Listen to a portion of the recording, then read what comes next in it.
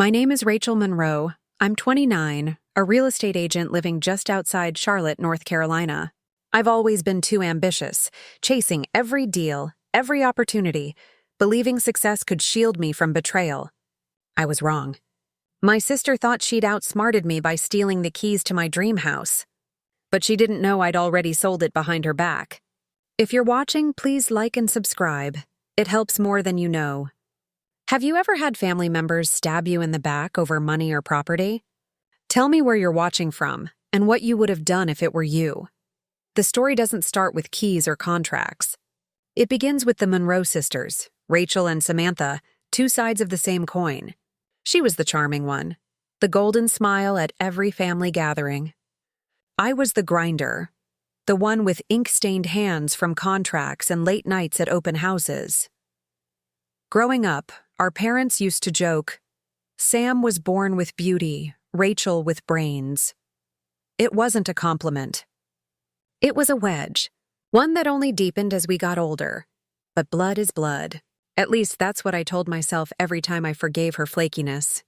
Her little lies, her half-smiles that hid daggers. I should have known better. Our family had one tradition, Sunday dinners at my parents' old farmhouse. Roast chicken, cornbread, laughter that echoed through the kitchen walls. It was supposed to feel safe, but even there, the cracks showed. Like the night Dad raised a glass to my first big sale and Sam muttered under her breath, "Guess selling dreams is easier than living them."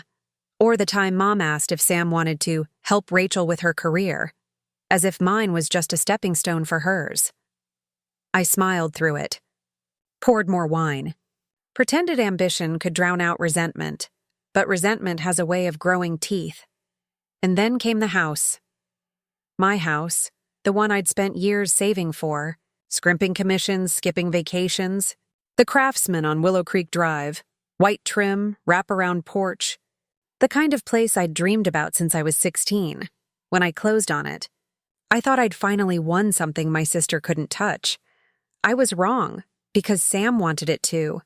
And what Sam wanted, she always found a way to take. Growing up, Samantha and I were like mismatched bookends. She was 2 years younger, prettier in the way people notice instantly, with blonde hair that caught the sun like spun gold. I was the one teachers described as driven, the kid who color-coded her notebooks and stayed up late highlighting textbooks. Our parents, well, they tried to love us equally. But the balance was never really equal. Dad was a contractor. He built half the porches in our neighborhood with his bare hands, but by the time I hit high school, the years of labor had carved pain lines into his back. Mom was a school secretary, always wearing a polite smile and quiet sighs. They were proud of us, sure, but in different ways. Sam lights up a room. Mom would say, Rachel holds the whole roof up. Dad would add, but one compliment always seemed softer than the other. Sunday dinners became the weekly ritual. Fried chicken, mashed potatoes, laughter over cornbread. A tradition carved in stone. Except even then, the cracks were there if you knew where to look. Like the way Sam would lean back in her chair, sipping sweet tea, and say, Rachel, you really need to relax. Not everything has to be about money. Or the way Mom would rush to defend her. Your sister just wants different things, honey. I'd smile, bite into cornbread, and swallow the sting. But inside, I kept a mental tally of every little cut. When we were teenagers, Sam dated the quarterback. I worked at the library. She came home with prom queen tiaras. I came home with scholarship letters. And every time I tried to share good news, she found a way to undercut it. Full ride to Chapel Hill? She smirked once. Guess all those nights without a social life finally paid off. Dad told me not to take it personally. That's just her way, he said. But I knew better. Her way was envy dressed in charm. By the time I was 27, I was selling homes faster than my colleagues twice my age. Long days, endless calls, staged living rooms where strangers pictured futures. I was good at it. Damn good. But all the while I saved quietly. Not for shoes or trips like Sam. For something bigger. My house. It wasn't just wood and drywall. It was proof. Proof that ambition pays off. Proof that the girl who stayed up late highlighting textbooks wasn't just the serious one. She was the one who built something that lasted. And then one Sunday night, as we all sat around the dinner table, Mom casually mentioned the Willow Creek house. "That craftsman on the corner," she said. "Rachel's been working hard to close on it." Sam's fork clinked against her plate. She forced a smile. "Really? That's cute. I always wanted that one." It should have been harmless. Just a comment, but I caught the flicker in her eyes. Not admiration, not pride. Something else, something hungry. After dinner, I lingered by the sink, rinsing dishes. Sam leaned in, her perfume sweet and suffocating. "You think that house makes you special?" she whispered, lips curling. "Don't get too comfortable, Rach. Keys have a way of changing hands." I froze, dishwater dripping from my fingers. It was a joke, maybe. Or maybe it wasn't. Either way, it was the first warning, and I should have listened. The weeks after that Sunday dinner should have been golden. I was finalizing the paperwork, setting my sights on moving into the Willow Creek house by summer. Every evening I drove past it, slowing just enough to admire the porch I'd fill with potted ferns, the windows that would glow warm at dusk. But Sam? She wasn't smiling anymore. One night she showed up at my apartment unannounced, her nails freshly done, her smile sharp. "Wow," she said, stepping inside without waiting for me to invite her. "Still living in this shoebox? I can't imagine trading this for something bigger. Unless, of course, you think you can handle it." I raised an eyebrow. "What's that supposed to mean?" She plopped onto my couch like she owned it. "That house is ambitious. Kind of out of your league, don't you think?" Her words stung, but I swallowed the heat rising in my chest. "I earned it. Every dime," she smirked, eyes glittering. "We'll see." The next week, Mom called. Her tone was hesitant, almost apologetic. "Sweetheart, Sam mentioned you might be biting off more than you can chew with that Willow Creek place. Are you sure you're ready?" I froze. "She told you that?" Mom sighed. "She just worries, that's all. Don't take it personally, but I knew better." Sam wasn't worried. She was planting seeds, turning doubts into weeds. One Saturday, I swung by the house before a showing with clients. My key fob beeped as I locked my car, and that's when I noticed Sam's car in the driveway. My stomach dropped. I walked up, confusion buzzing in my head. Through the window, I saw her chatting with the listing agent like she belonged there, laughing, flipping her hair, leaning against the banister like it was already hers. I stepped inside. "Sam, what are you doing here?" She blinked, startled for only a second before smoothing her face into a smile. "Oh, hey. Just thought I'd check it out. You know, since you're always talking about it." The agent looked between us, awkward. "Your sister mentioned she might be interested, too." Heat rushed to my cheeks. "Interested?" I repeated. Sam shrugged, all casual. "Why not? Houses aren't guaranteed until the ink's dry, right?" That night, Ethan, our younger cousin who often hung around family dinners, texted me. "Hey, just so you know." Sam was bragging at the bar. "Said she had ways of getting that house before you." I stared at my phone, heart pounding. She wasn't just visiting. She was scheming.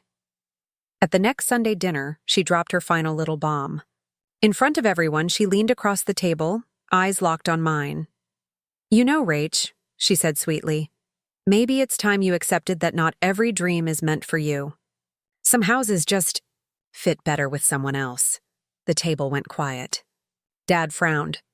Mom cleared her throat. But no one defended me. I forced a laugh, stabbing my fork into roasted carrots. "Funny. We'll see who ends up with the keys," but inside my blood ran cold. Because for the first time I realized she wasn't joking. She was planning something. The betrayal came fast, like a storm rolling in before you even noticed the clouds. One moment, I was holding the keys to my future, and the next, they were slipping through my fingers. It was a Wednesday morning when I got the call. I was at my office, coffee in hand, midway through reviewing contracts for a client. "Rachel Monroe?" the voice on the other end asked. "Yes, this is she. This is Ms. Fletcher, property manager for Willow Creek. We're calling because there seems to be some confusion about access to the property." I frowned, setting my mug down. Confusion. What do you mean? Your sister came by yesterday and presented herself as the owner, she explained carefully. She had a set of keys. I froze. Excuse me? That's impossible. Those keys are in my heart stopped. I had left my handbag at Mom's house after Sunday dinner. Just overnight. The same night, Sam had lingered in the kitchen longer than usual. Ms. Fletcher continued. She insisted you'd given them to her, that she was making arrangements to move in. My grip tightened on the phone. She lied. I never gave her anything. That evening, I drove straight to Sam's apartment, fury pounding in my veins. She opened the door wearing a smug little smile, twirling the Willow Creek keys around her finger. You took them, I hissed. She smirked. Relax, Rach. I was just keeping them safe. Safe? My voice shook with rage. You told the property manager you're the owner. Her eyes glittered. Maybe I am. Maybe I deserve it more than you. You didn't save for it. You didn't work for it. You didn't earn it. She leaned closer, her voice low and cruel. You think being ambitious makes you special? Newsflash, you've always been the desperate one. Chasing houses, chasing approval, chasing anything that makes you feel like you're enough. My stomach dropped, her words slicing deeper than I wanted to admit. You don't get to take this from me, I whispered, trembling. She just jingled the keys, smiling like a cat with a cornered mouse. Watch me. The next day's blurred. She actually moved forward with her charade. Told neighbors she was the new owner. Took selfies on the porch and posted them on Instagram with captions like, finally home. Willow Creek life. Friends tagged her, congratulated her. People thought the house was hers, and me?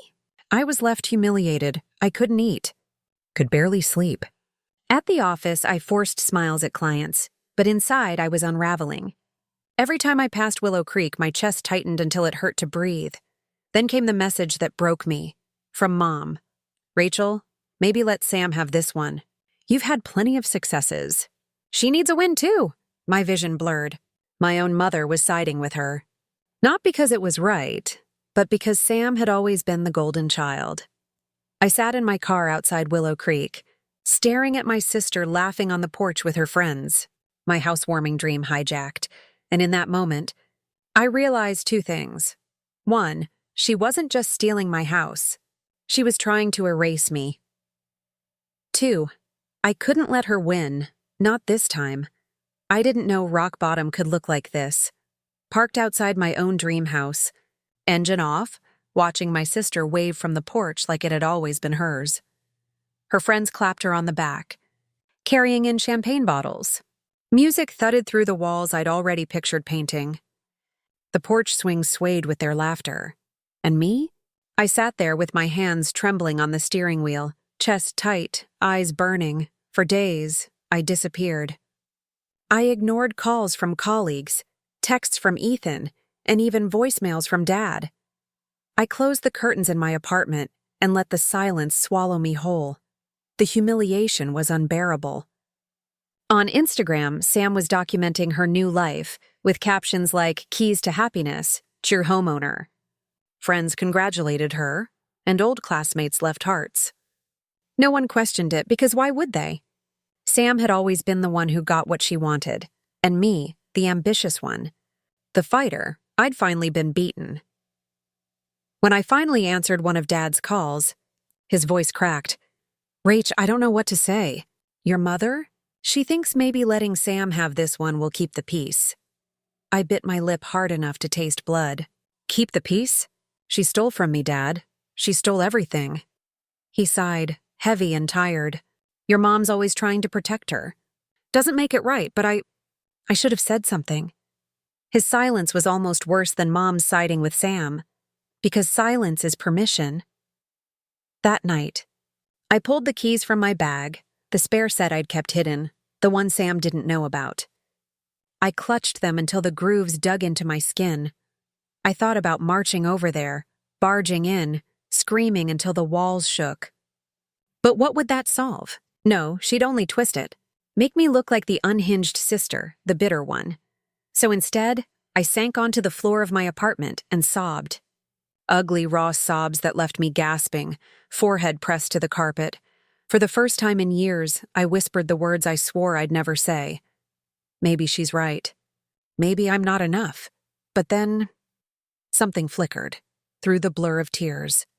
I saw the documents spread across my desk. Contracts, sales records, deeds, paperwork that I had mastered, that Sam had never even glanced at. She had keys. She had lied, but I had the law. I had the closing papers, the leverage, the proof, and most importantly, I had something she didn't know yet. I had already sold the Willow Creek house. It wasn't hers to take. Not legally. Not ever. That realization hit me like oxygen. My chest opened. My hands steadied. She thought she had won.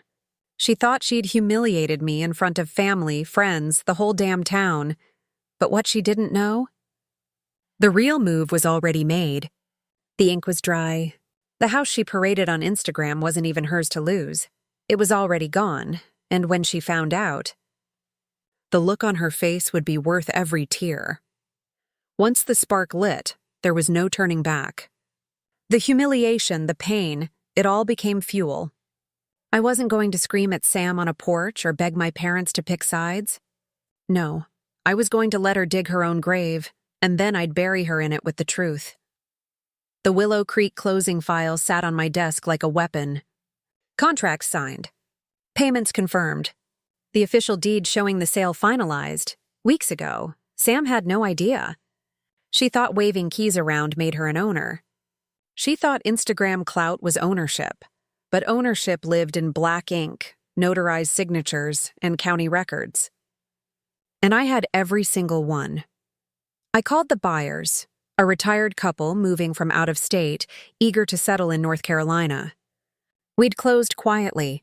Their move-in date was set for the following month. Has anyone been bothering the property? I asked cautiously. The husband chuckled.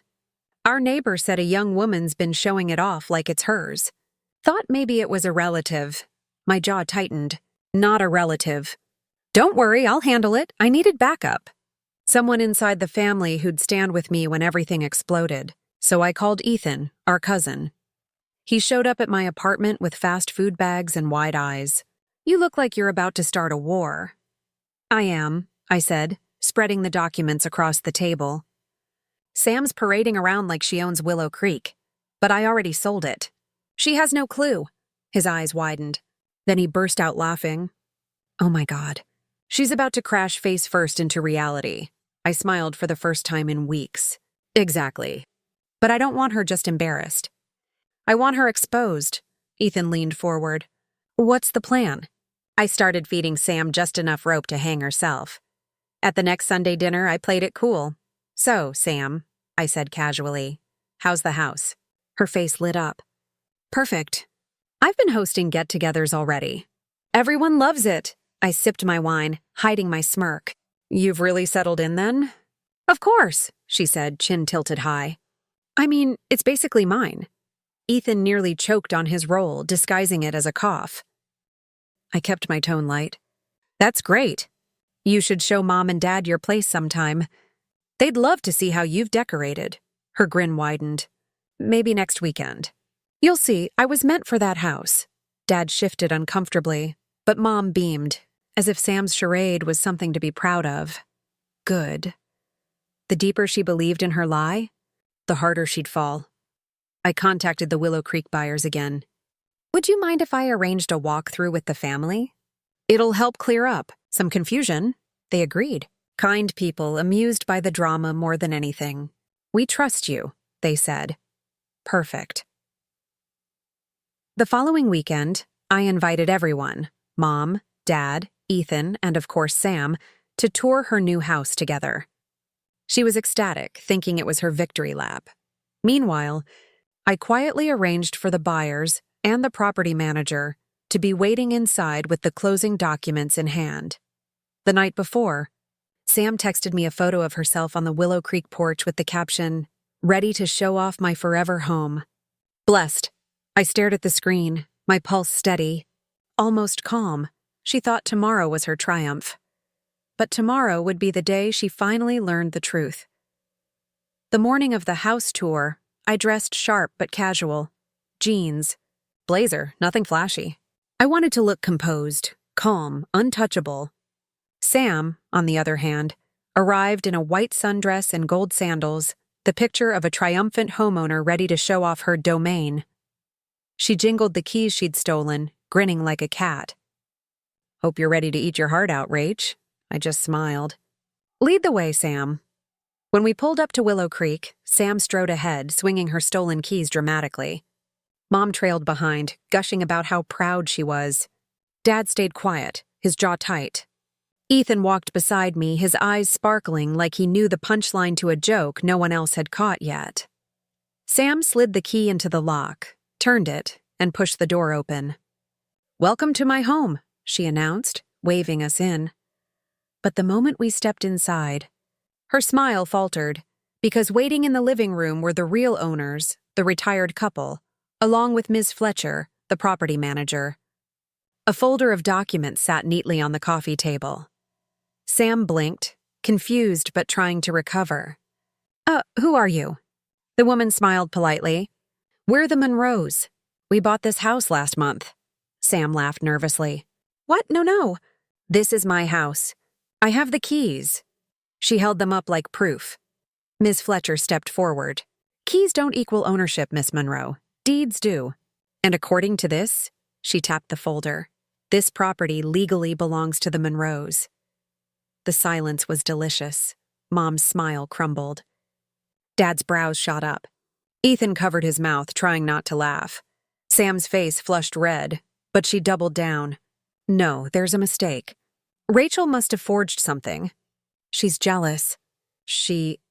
That's when I stepped forward, calm and steady. "Sam, I sold this house weeks ago." I closed the deal. "It was never yours to take." Her head whipped toward me, eyes blazing. "You're lying." I pulled the final nail from my bag, the notarized closing documents. I laid them flat on the table for everyone to see. "Read them," I said. Sam snatched the papers, scanning them, her hands trembling. When she reached the signatures, her jaw dropped. "No," she whispered. "No, this can't—" "It is," I said quietly. "Every party here can confirm. The house was never yours." The color drained from her face. Mom looked at her with disappointment, Dad with quiet shame. And Ethan broke. He burst out laughing. "Oh my God, Sam. You threw a housewarming party for a house you don't even own." Even Ms. Fletcher chuckled under her breath. Sam's eyes filled with tears.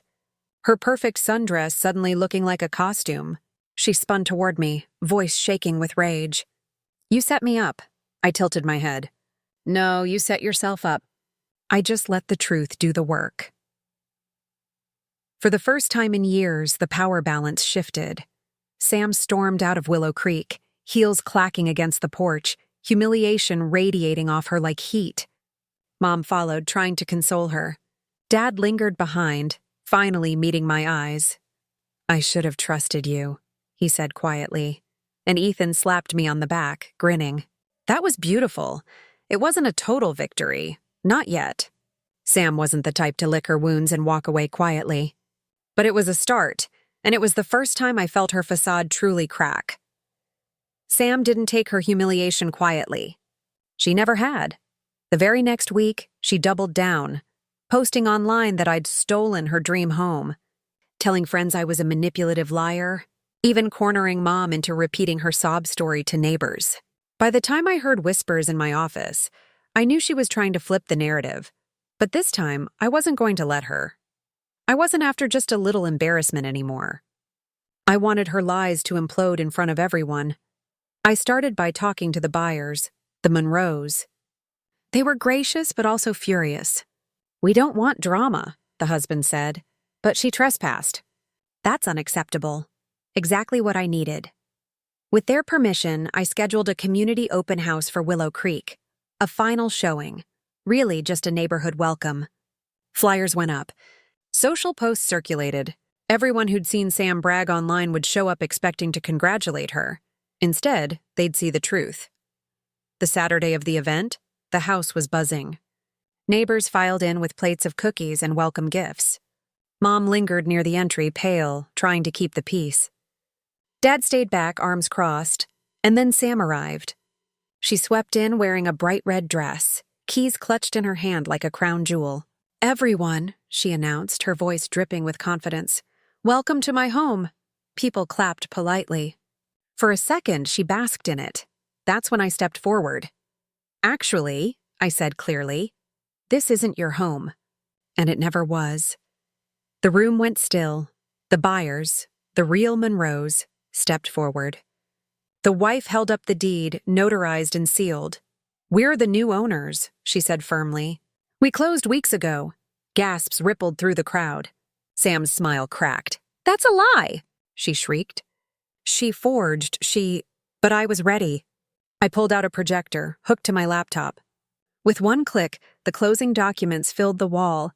Signatures, dates, county records, all irrefutable. And then, the cherry on top, screenshots of Sam's Instagram posts claiming ownership, side by side with the official sale date. I turned to the crowd. While she was pretending online, I was finalizing the sale. These people are the rightful owners. Sam never had any claim. The room erupted, murmurs, whispers, judgment thick as smoke. Neighbors exchanged wide-eyed looks. Someone muttered, "She lied to all of us." Sam's face flushed crimson. You planned this," she spat at me, trembling. I held her gaze, calm, steady.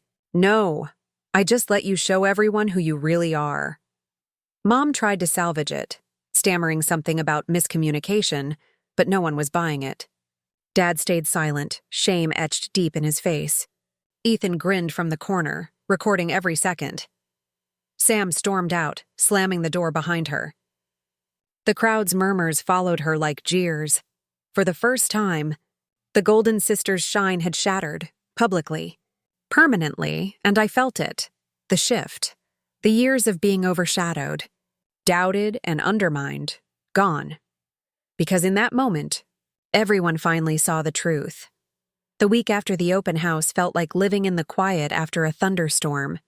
The sky looked the same, but everything smelled of smoke and broken branches. Sam's humiliation traveled faster than wildfire. Neighbors whispered in grocery aisles. Old friends unfollowed her online. Even her boss at the boutique, who had once gushed about her magnetic personality, cut her hours after customers started asking uncomfortable questions. She wasn't the golden child anymore. She was the cautionary tale. At home, things cracked wide open. Dad called me one evening, his voice heavier than I'd ever heard. "I don't know if you'll believe me, Rachel, but I never wanted this to happen. I should have stood up for you sooner. I let your mother coddle her too long," I swallowed hard. "You don't have to take sides, Dad. The truth did that for you." He exhaled, shaky. "I'm proud of you. You fought back the right way." It was the first time in years I felt his words wrap around me like an anchor.